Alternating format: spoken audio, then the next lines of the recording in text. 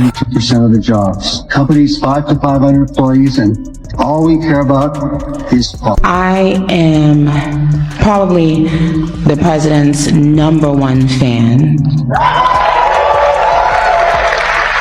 And that's not going to change. Once undocumented and fighting simply to exist in America without papers or protection, Nicki Minaj now appears to be scrambling in every direction, moving like someone who knows the ground beneath her could crack at any second. If that means smiling for cameras and standing shoulder to shoulder with Donald Trump, like longtime allies rather than political opposites, then so be it. The entire industry is watching this transformation as if it were a public meltdown turned reality show.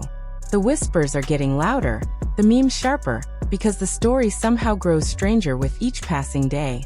And somewhere off to the side, barely hiding his grin, there's one man enjoying the chaos more than anyone else: Katt Williams. And you have amazing role models like our handsome, dashing president. Right-wing media keeps slicing his interviews into tiny, misleading clips, twisting his words to manufacture a fake image of him as some secret Trump loyalist hiding in plain sight. But anyone who has actually been paying attention knows that narrative falls apart fast.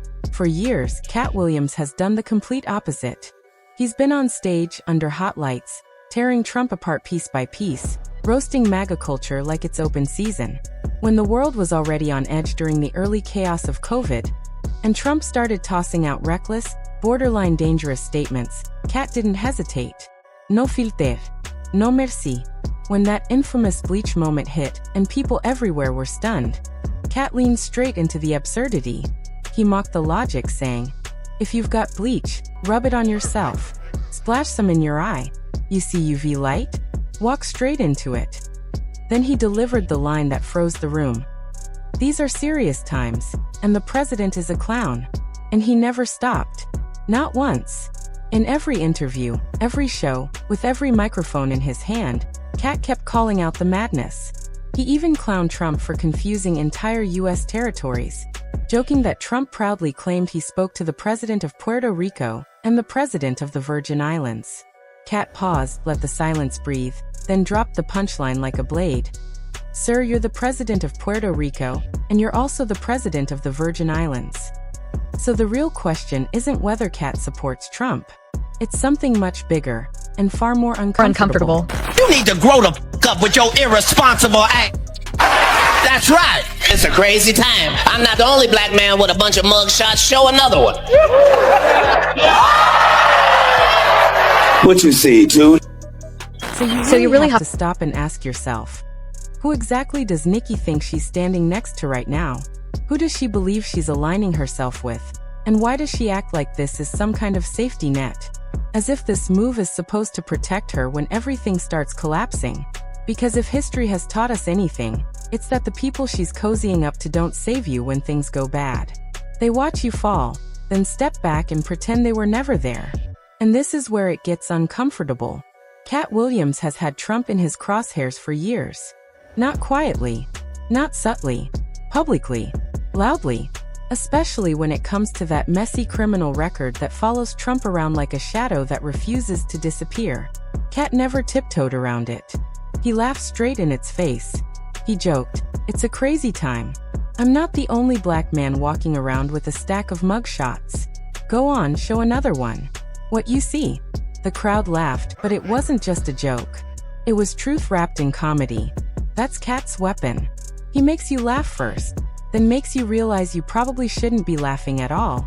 Now fast forward to Nicki. Remember when she tried to pull Katt into her world? Tried to get him on her tour like he was just another name she could book. She went online and started pleading with fans, almost sounding desperate, saying, "I need to know right now.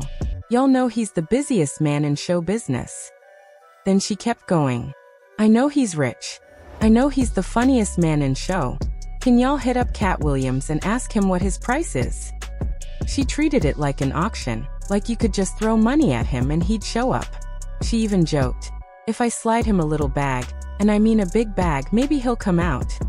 But Katt shut it down instantly. The moment her fan base got wind of it, chaos exploded. His phone lit up like an alarm system. Messages, calls, notifications stacking on top of each other nonstop. Later, he explained what it felt like. She told so many people. 1 million people hit my phone at the same time. It scared me and Jesus. And you could hear it in his voice. That wasn't excitement. That was a warning. Want to know. Now, I know that this is the busiest man in show business, okay? I know that he's rich, and I know that, you know, he's the funniest man in showbiz. Can y'all hit up Katt Williams and ask him what would be his price to hi Haiti, how are you, to be a part of the Pink Friday 2. Yeah. But I would like to know if on one of his rough days, if I could slide him a little bag, a big bag, and then have him come out. That one line told you everything you needed to know. He wanted no part of the madness. No smoke, no circus. And looking back now, with everything unraveling in real time, the truth feels almost uncomfortable to admit. That invite wasn't about comedy. It wasn't about respect. It wasn't even about collaboration. It was a lifeline, a last-second scramble to spike ticket sales and manufacture hype for a tour that wasn't moving the way it used to. Seats weren't filling. The buzz wasn't buzzing. The machine was stalling.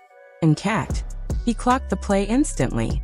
He's been in this game too long to be somebody's promotional prop. He wasn't about to get dragged into unstable energy just to help someone else patch up numbers. So he stepped back and let it die. But the moment that plan collapsed, something shifted. Fast. Almost suspiciously fast. Out of nowhere, the rebrand began. The MAGA pivot. Suddenly, her timeline was flooded with political takes, speeches, praise, and strange captions that didn't even sound like her. It didn't feel strategic. It felt frantic, like someone grabbing at anything that might keep them relevant. In the blink of an eye, Nicki went from dominating hip-hop conversations to becoming a cautionary tale about how quickly momentum disappears when every move backfires. Then she said it. "Dear young men, you have amazing role models like our handsome, dashing president." That line didn't just surprise people, it stunned them. This wasn't a slow evolution. It was a full personality flip happening in real time. If she'd always been MAGA, no one would really care. It would just be her lane.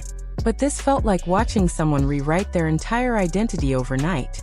She once called Trump dangerous, criticized his immigration policies, and spoke like someone who understood what was at stake. Now she's twisting herself into knots, bending over backward to impress the very movement she used to push against. And here's the part nobody wants to say out loud. That crowd still doesn't fully rock with her. Not really. The same people she's trying to stand beside would distance themselves in seconds if policies tightened up, if lines were drawn, if things got real. So she's chasing loyalty that was never there to begin with. And that contradiction is exactly why this whole rebrand feels so messy, so forced, and so close to falling apart. After years of calling Donald Trump out, Nicki Minaj insisted she was not going to jump on the Trump bandwagon in 2020. Now she's singing the president's praises as a full-throated MAGA supporter. So what happened? I have the utmost respect and admiration for our president. The rapper was effusive in her praise for President Trump and Vice President J.D. Vance during an interview with Erica Kirk at Turning Point's America Fest. He's given so many people hope that there's a chance to beat the bad guys. The world looked very different 15 years ago when Minaj used Trump, then a private citizen and reality TV star, as an example of misogyny against women in the entertainment industry. But Donald Trump, he gets to hang out with young and have 50 different wives and just be cool. Minaj, who was born Onika Tanya Mirage in Trinidad and Tobago in December 1982, has been open about coming to the United States as an undocumented child. In an emotional social media post in 2018, she called out the separation of families at the border during Trump's first administration, saying, quote, "This is so scary to me. Please stop this." Things seemed to shift for Minaj during the COVID-19 pandemic. Anti-vaxxers flocked to her social media when in September 2021, she posted claiming that an unnamed friend of her cousin had, quote, became impotent after getting a COVID-19 shot. Medical experts have refuted those claims regarding the vaccine.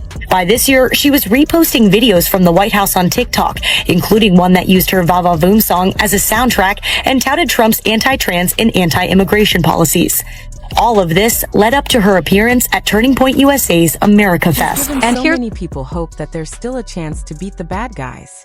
But the world looked very different 15 years ago when Nicki Minaj used Donald Trump, then a private citizen and reality TV star, as an example of misogyny in the entertainment industry. She mocked the double standard openly. Trump could mistreat women, flaunt his wealth, cycle through marriages, and still be celebrated as cool. Back then, her criticism felt sharp, fearless, and aligned with the experiences of women who knew exactly what she was talking about. Nicki Minaj, born Annika Tanya Marriage in Trinidad and Tobago in December 1982, has long been open about coming to the United States as an undocumented child. In 2018, during Trump's first administration, she posted an emotional message condemning the separation of families at the border. "This is so scary to me," she wrote. "Please stop this." The fear felt personal, not political. It came from lived experience, from someone who understood what it meant to grow up without papers, without certainty, without protection. Things began to shift during the COVID-19 pandemic.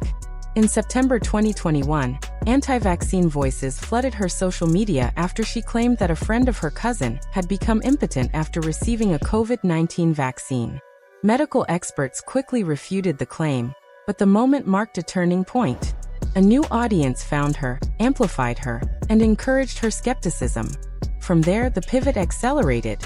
By 2024, she was reposting videos from the White House on TikTok, including one set to her song Va Va Voom, praising policies tied to Trump's administration, particularly around immigration and trans issues. All of it led to her appearance at Turning Point USA's America Fest. And that's where the story takes a darker, more personal turn. Because this isn't just about politics or clout chasing anymore. As of January 2026, Nicki Minaj still isn't a US citizen. Let that sink in. After decades in America, after the fame, the money, the awards, the empire, legally, she remains on the outside looking in. She was born in Trinidad and Tobago, came to the US as a child without papers, grew up undocumented, and built a career while carrying that quiet uncertainty in the background. In 2024, she said it herself, plainly and almost casually. "People forget me.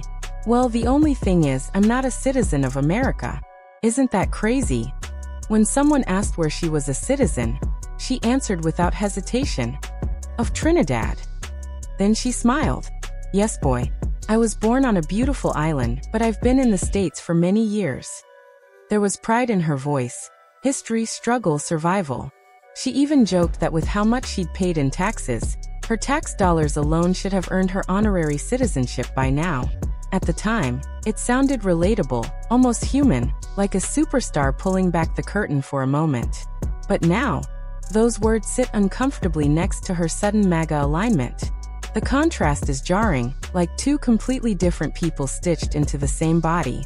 It's one of the strangest plot twists the music industry has seen in years. And it gets heavier. The young man she spoke to on that live stream, the one many people forgot about, wasn't just a random fan. He was a kid from Jamaica, scared and vulnerable, his life genuinely in danger because of his sexuality. He was seeking asylum simply to stay alive. He loved Nicki. When he joined her live, she softened. She offered advice, comfort, encouragement.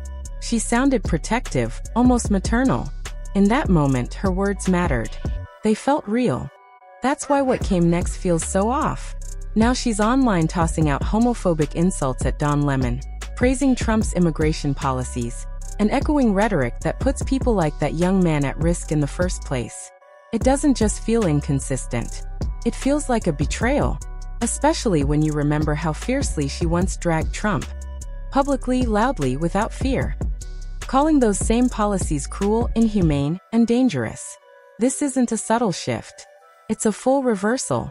And fans are calling it out in real time because this isn't new information. She's talked about her undocumented past for years, over and over again. That viral 2018 post still exists, the one where she condemned family separation at the border. "I came to this country as an illegal immigrant at 5 years old," she wrote. "I can't imagine the horror of being in a strange place and having my parents stripped away from me at the age of 5.